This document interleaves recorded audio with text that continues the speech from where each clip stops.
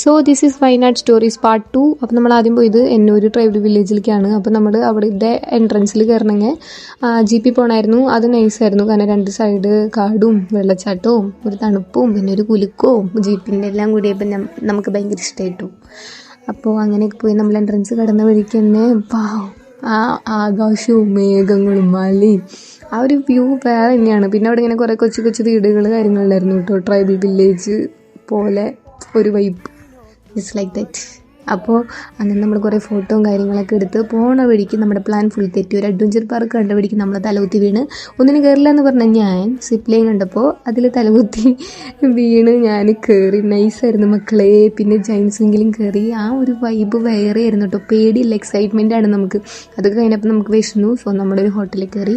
അങ്ങനെ ഫുഡൊക്കെ അടിച്ച് കഴിഞ്ഞപ്പോൾ പെരുമ്പാമ്പ് ഇര വിഴുങ്ങിയ പോലെ എല്ലാവരും ക്ഷീണമായി. അപ്പോൾ നമ്മൾ ഒരു ഹോം സ്റ്റേ സെറ്റ് ആക്കിയിട്ടുണ്ട്. അവിടെ പോയിട്ടൊന്ന് റെസ്റ്റ് എടുക്കണം. അതാണ് നമ്മുടെ നെക്സ്റ്റ് പ്ലാൻ. സോ എല്ലാവരും ക്ഷീണത്തിലാണ്. സോ നമുക്ക് അടുത്ത പാർട്ടിൽ ബാക്കി ഇടാമെന്ന്